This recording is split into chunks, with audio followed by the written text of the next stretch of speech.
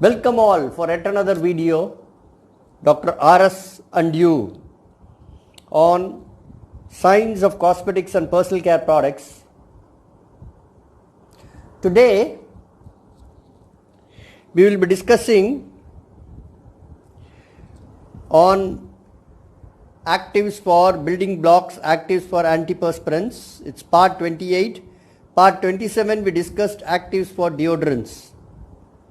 Right? So, part 28, building blocks, actives, deodorants will be section F, right? Sorry, antiperspirants. Deodorants was E and antiperspirants F. So, in the building blocks actives, we saw first skin moisturization actives, then management of prickly heat, then building actives for dandruff, actives for acne, and then actives for deodorants, and now today actives for antiperspirants, right? So, what is the difference between deodorant and antiperspirant? Okay, deodorant and antiperspirants. Deodorants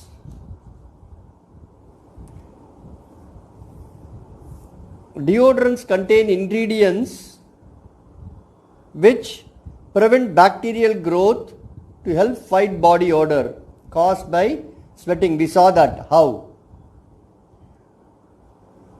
On the other hand, antiperspirants contain active ingredients, usually aluminum salts, which work to reduce the amount of sweat your body glands release by forming a temporary gel plugs in the upper parts of your pores. Okay, so that's how antiperspirants, the name itself, perspiration. What is perspiration? Is sweating, right? So antiperspirants is which controls the sweating. There are a lot of mechanisms how the sweat is controlled, but the plug, gel plug, which blocks the pores temporarily, that is the thing widely agreed. These plugs are removed over time by your skin's natural renewal process and when you wash your armpits, right? Antiperspirants also have deodorizing effect as they inhibit bacterial growth by lowering the pH levels and moisture levels in your armpit. So, deodorants, they control sweat only by absorbing the odor or by controlling the bacteria which decomposes sweat. On the other hand, antiperspirants have an action on reducing the sweat, right? And antiperspirants work at a very low pH. The skin pH is around 4.5 to 5.5. It works at a pH 4 and very acidic pH 4 and below. So at that pH, it's not a good condition for microbial growth. And also, on one side the pH, it works at a very low pH, and on the other side, it controls the sweat secretion, so the moisture content also drops. In that way, you can always say antiperspirants also act as a deodorant, right? One side it suppresses the sweat and on the other side it also inhibits the bacterial growth by lowering the pH and by reducing moisture, right? So, antiperspirants, occurring sweat is thought to enhance the spread over a wider surface of the sticky gland materials. This we saw same thing in the deodorants. Now I am not going to tell more, but if somebody sees only antiperspirant part of it and not the deodorants, now for their benefit I am explaining again. So eccrine sweat is thought to enhance the spread over a wider surface of a sticky oily material from the, see, eccrine gland and apocrine gland. Eccrine gland is present everywhere in the body. Apocrine gland is concentrated only in certain areas. We discussed this, right? Body odor. Apocrine gland is concentrated in certain areas like underarm, groin, at the back of the ears, no? But eccrine gland is everywhere. Underarm specifically, apocrine gland is there, eccrine gland is there. The composition of apocrine sweat contains a lot of fats and proteins. But eccrine sweat composition is only electrolytes. So what happens? The eccrine sweat spreads the apocrine sweat. The other thing is, eccrine sweat trapped in warm axillary vault provides ideal environment for proliferation of resident bacteria acting upon the non-odorous sterile underarm apocrine secretion to form a characteristic body odor. Sterile underarm apocrine secretion, meaning when apocrine secretion, if it is not acted by bacteria, the apocrine secretion has no odor. But only when bacteria decomposes it, the decomposition product gives the specific body odor. Right? That is what sterile, acting upon the non-odorous sterile underarm apocrine secretion. So the resident bacteria act on this to give a breakdown products, and that product smells, and eccrine sweat supports it by providing more moisture and spreading the eccrine sweat over a wide area. Right? So now, again, I am not going to explain, we saw in deodorants, but there are various bacteria which is the bacterial flora of the skin also, no? They are all basically staphylococci, corneobacterium, right? So these bacteria, diphtheroids, so all these bacteria,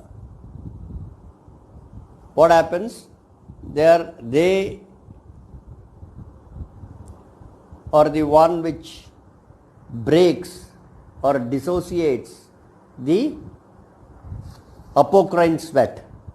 Right? These are the bacteria which decomposes the apocrine sweat. So some of the decomposition products gives a sweaty odor, basically isovaleric acid, butyric acid, right? And also some steroidal compounds like 16-androsterone compounds. No? Some of these compounds which are decomposition products of the apocrine sweat gives the specific body odor. There are a lot of other compounds also secreted, but some of the major compounds have been listed. So every individual have a different body odor, leave alone every the country people. No, Africans have different odor, Indians have different odor, Europeans have different. It's all depends upon the genetics. One, the two is the food habits. So lot of things play a role in that specific body odor, right? So now these are some of the major compounds I have listed, but at a finer level there are many compounds identified as a breakdown product of the apocrine sweat that gives the specific body odor. Now, how the antiperspirants function, right? Antiperspirant product applied topically reduces the amount of sweat, that is perspiration, that is called antiperspirant, that the sweat gland release at the site of application, right? when you apply underarm, it will not reduce on the face. It's at the site of application, it reduces the sweat. Reduce apocrine and acrine sweating in the axilla when you put underarm, in the underarm. Impede bacterial growth by reducing sweat. So by reducing sweat, moisture content drops, right? And by reducing the pH level of this sweat, which pH 4 and below, not conducible for bacterial growth.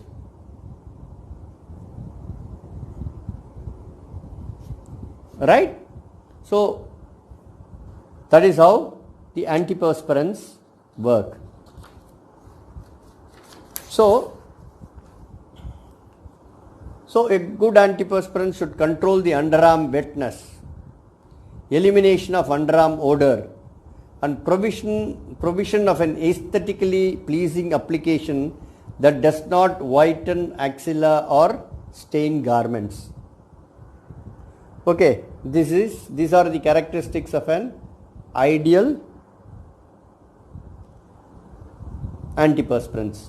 Now what we will do is we will see the antiperspirant actives. Approved antiperspirant actives, again it is not an extensive list, it is a limited list but good number of ingredients, right?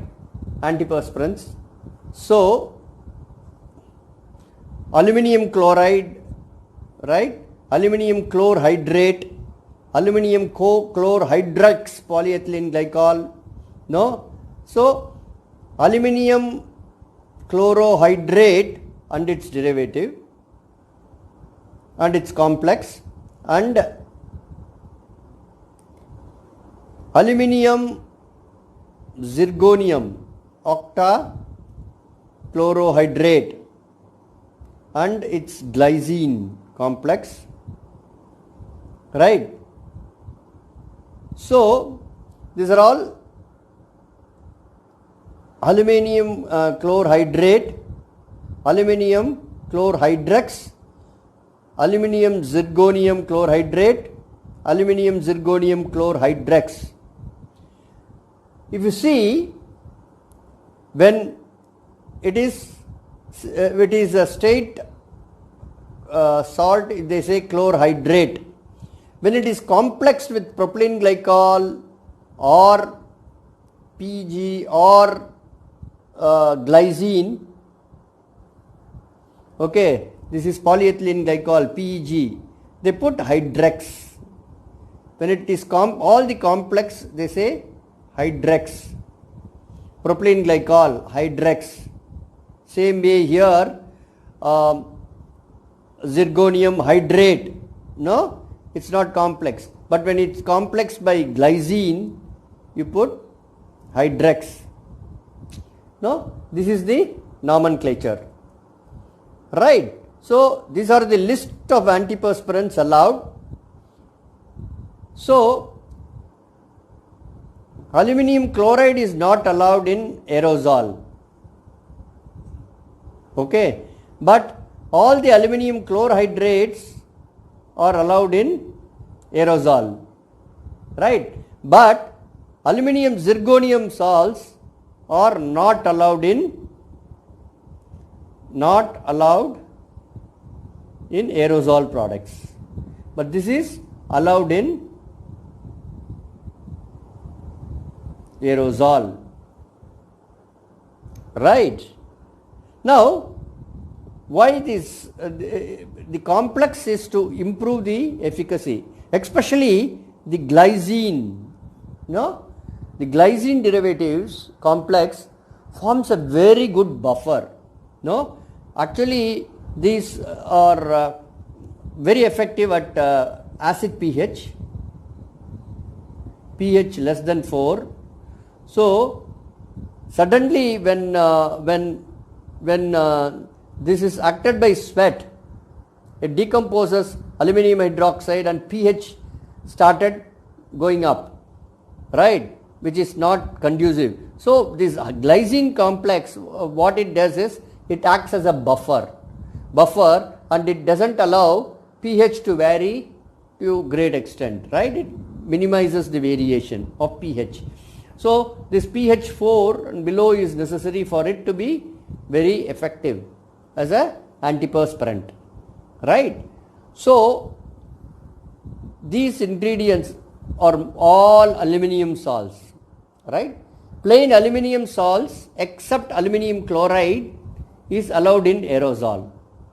This is not allowed in aerosol, not allowed in aerosol. Okay, so all the others,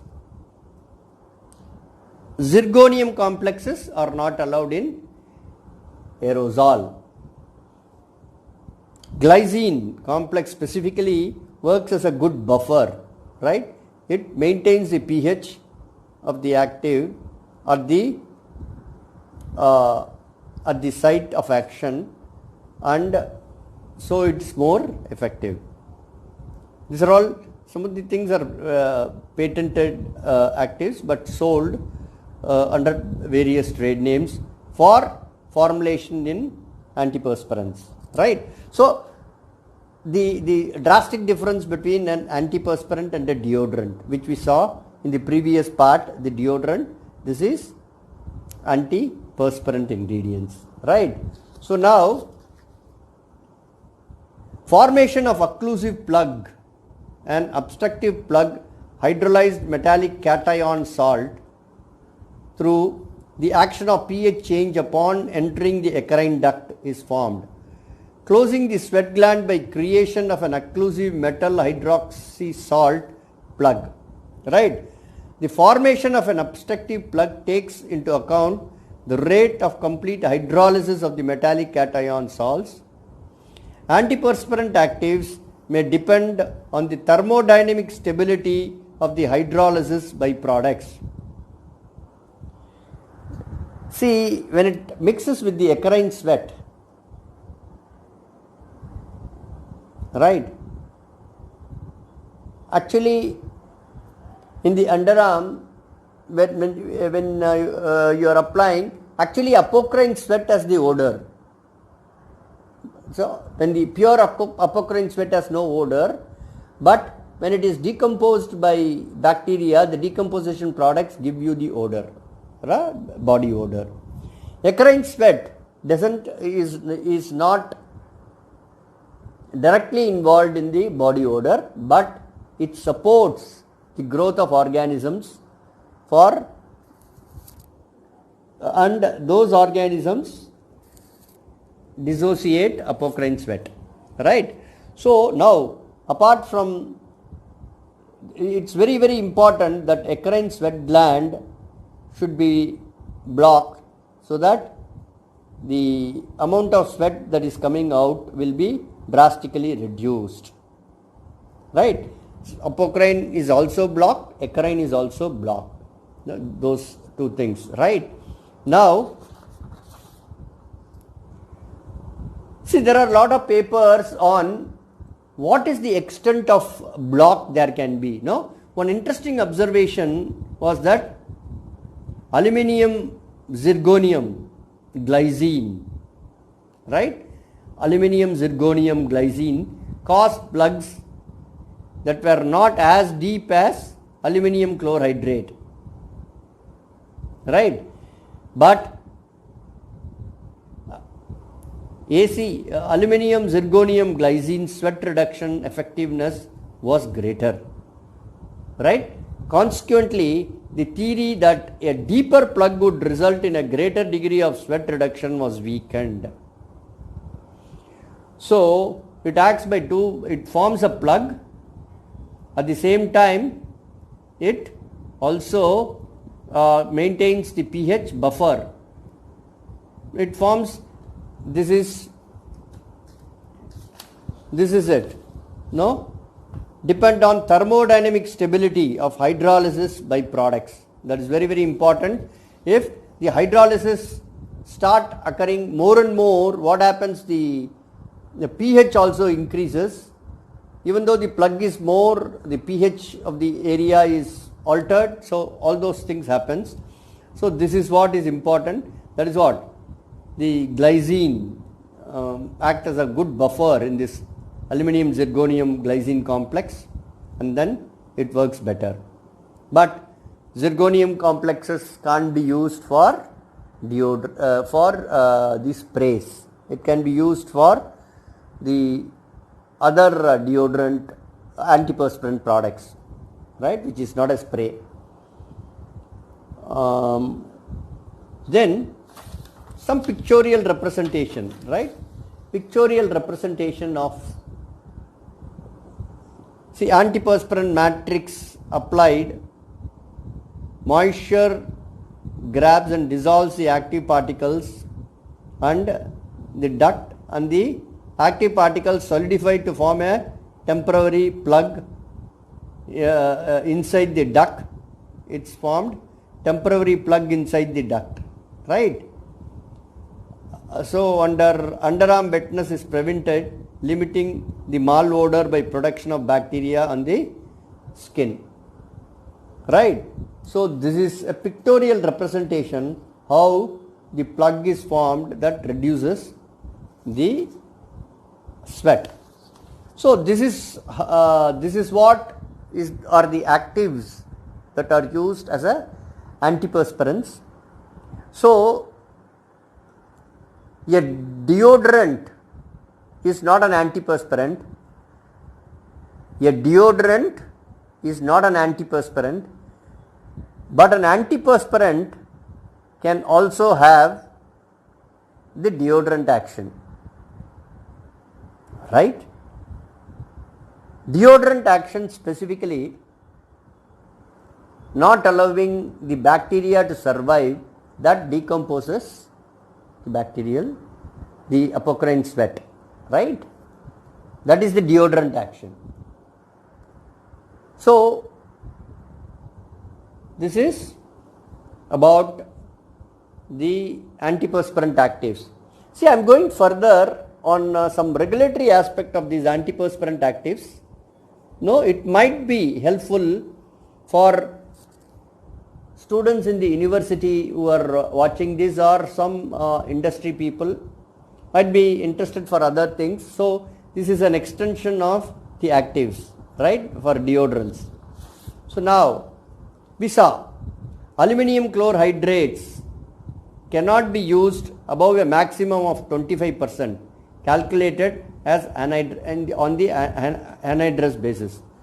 Aluminum zirconium chlorhydrate cannot be used above a maximum of 20%, calculated, and aluminum zirconium chlorhydrates and its complexes can be used only in non-aerosolized product. FDA banned zirconium containing antiperspirants for aerosolized use, but allowed use of antiperspirants when it is directly applied to the skin. That is again stressing non-aerosol, the roll-ons, no, antiperspirant roll-ons, right? So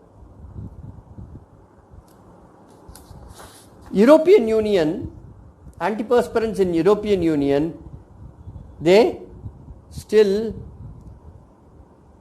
consider antiperspirant as a cosmetic product with a definition, no, modify the appearance and or improve body odor. This is a cosmetic definition. So based on this, European Union still considers this as a cosmetic product. But unlike Europe, this can be, this is very self-explanatory, but I want to bring out the fact that European Union, it is marketed as a cosmetic. In Japan, antiperspirants are marketed as a quasi drug. Okay, in Japan antiperspirants products are controlled under the system of Ministry of Health and Welfare, the regulation governing them in Japan's Pharmaceutical Affairs Law. Antiperspirants in Japan are regulated and classified as quasi-drug. A quasi-drug is an article used only for certain purposes that are specifically designated by the Ministry of Health and Welfare of Japan. Antiperspirants are categorized under body deodorant quasi-drugs based upon their indication of effects against body odor, perspiration odor, and suppression of perspiration. Quasi-drugs and cosmetics are clearly stipulated to be articles whose biological actives are gentle and mild. Okay. So, for example, an intense moisturizer, they call it as a cosmetic. A lipstick, they call as a cosmetic. But a fairness cream is classified as quasi-drug in Japan. Right? So, same way, antiperspirants, deodorants are cosmetics, but antiperspirants are quasi-drugs. Right? Now, in USA, antiperspirants in USA, they are regulated by US Food and Drugs Administration as OTC, over-the-counter drugs. As such, they must be shown to be safe and effective and must comply with all other requirements listed in FDA's OTC antiperspirants monograph. Okay. Briefly, what is the monograph? See, they say in the monograph, all antiperspirants should be effective at least 30% effectiveness in reducing the sweat. For products that demonstrate extra effectiveness of 30%, more than 30% sweat reduction, the label must say extra effective, may say. You can claim extra effective. In addition, for products that demonstrate the extra effective reduction over 24 hours period, the language for the standard reduction may be used. Okay, 24 hours effective protection, all day extra effective protection last 24 hours, various statements can be used. Right?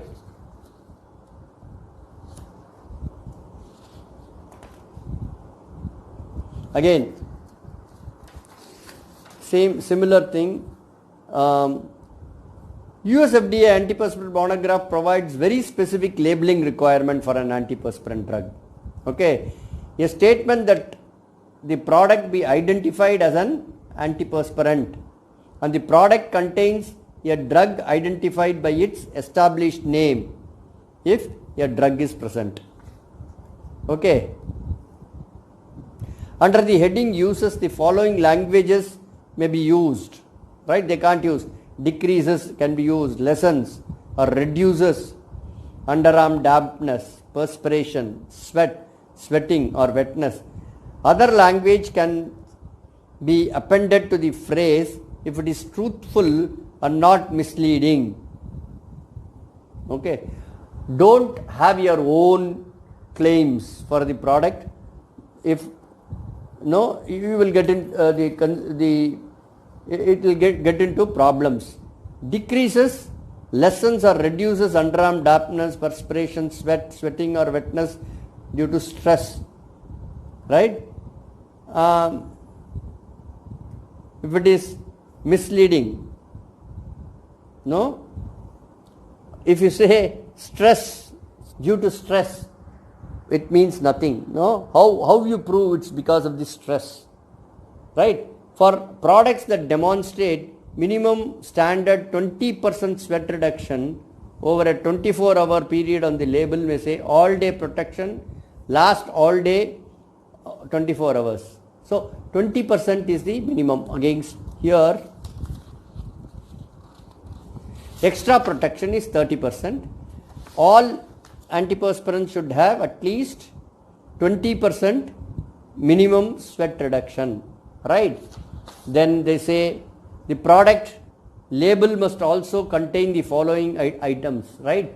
Warning, do not use on broken skin, stop use if rash or irritation occurs, ask a doctor before use if you have kidney disease.